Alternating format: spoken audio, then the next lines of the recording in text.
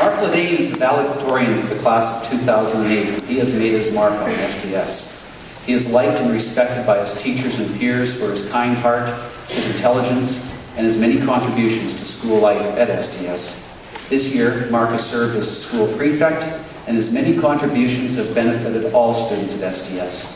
His peers have chosen Mark as class valedictorian, and I cannot think of a better choice. It is a great pleasure to introduce Mark Le Dain.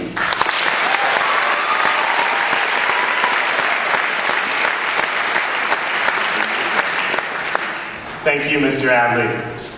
Good evening, parents, relatives, governors, administration, faculty, and fellow students. I have heard two great speeches in my life: the freedom speech Mel Gibson made in Braveheart, and this speech, which I practiced in front of the mirror earlier today. In this speech, I am going to cover two things. Who is the class of 2008? I think you're all going to get that question right. The second is where are we going? And freedom. Before I begin, I need to set your minds at ease concerning a frequent practice of valedictorians to sprinkle inside jokes throughout the speech. I wish I knew some inside jokes, but I don't. I have a number of lessons I'm going to preach to you today. Preaching numerous lessons, yes, I'm that conceited. One of the lessons I found highly relevant to writing a valedictory address, so I'm going to share it with you right away. The lesson is not to waste. In a life so short, there is no reason to fill time or to waste times on things that are of no importance to you. In that respect, I will try to stay under my allotted time of 2 hours. That would have been a lot funnier and less scarier 3 hours ago. So, who are we?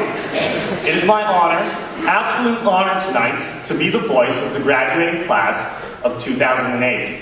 Just the voice. They wanted to make it clear that I was not the face. So who are we? Unfortunately, we are not the class that partied the hardest.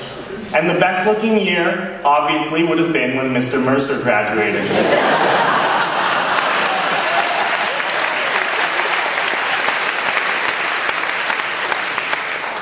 Instead, from what appears to be a general consensus among some of the teachers, we're known as the most competitive class. We had to compete to get that title. Is competitive a euphemism for whining complainers? No. What it means is this, that in everything we do, we strive to not only do our best, but everyone's best. Be it in academics, athletics, global pursuits such as Round, Square, and Model UN, or in simply getting a date. As Miss Harrison kindly said on the last day of classes, you are a year that consists of generous, warm, and simply nice students. But who's the nicest? I suppose that competitive title fits. How did we get to be so good? I'm going to start at where it began for most of us, with our parents. Throughout the years, they have gone their way to support us. For example, in grade 1, I had a slight reading. Fine, I could not read. Earlier, you were probably impressed that my speech looked memorized. It seems sad. In the classroom, there was a racetrack on the wall where the kids in the class had cars, and they were pushed forward one section whenever a child would read a certain number of pages. It looked as if my car had broken down. My mom noticed this at parent-teacher interviews and started volunteering after school when everyone was out of the room. My car started moving pretty fast after that.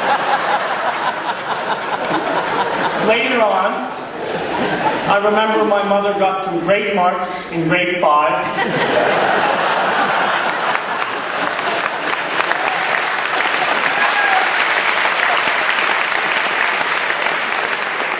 I was going to say grade 9, but I got into this school with those marks. And today, along with all the other mothers, she's graduating with a full diploma.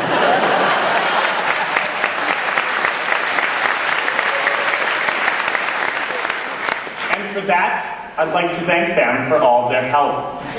Our parents have supported us to the point where we can go forward without fear.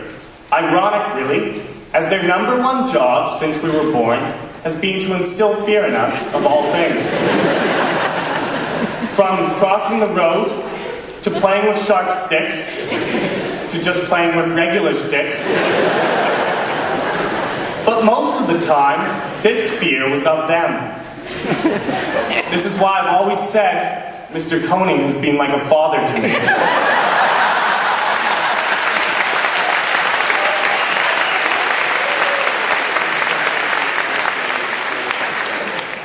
Through our parents' judgment, their discipline, and their discipline, they've hopefully instilled in us an ability to make semi-smart choices.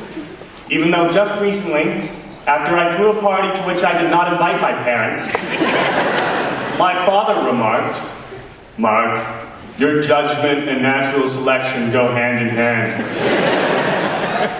Thanks to this school, I am now able to understand remarks like that. That's nice. I really appreciate that. Our parents, speaking of appreciation, have always made us feel appreciated. And even though there have been times when we have made it difficult, almost impossible for them, they always made us feel as if even the smallest thing we did was amazing. When I said, "Thanks for the macaroni necklace," it always sounded sincere. Except this year. Thanks to all the parents for saying throughout the years, "You're the most beautiful kid at school, and don't let anyone tell you otherwise." I really appreciated it when all your parents said that to me. Thank you. Our parents have watched us grow, just physical growth in my case, and supported us in almost everything we've done, especially financially. But apparently there are some things they won't miss, such as some of our core phrases, such as, "No one drives the speed limit," "I work best under pressure," "I don't want to kill myself working," "But everyone's going to the party." And of course, our selective hearing. A typical conversation in my house can go like this: "Mark, you're not allowed to go out on Friday night." To which I'll reply, "Yeah, you bet, Mom. But am I allowed to go out on Friday night?" Most importantly, or on par with the gift of life, they've given us the opportunity to attend this school, Strathcona Tweedsmuir School. To be honest, I always had a dream of bringing up my kids with stories of how I came from the school of hard knocks, telling them how my options were bloody noses and my core subjects were black eyes. And then I graduated under the headmaster of tough breaks. But this school, with its atmosphere of kindness and generosity, has spoiled that dream for me. It has been said before that we in this school are like a family. More than that, it is the isolation of the school that has helped build a unique community. It has brought people together as there is no escape.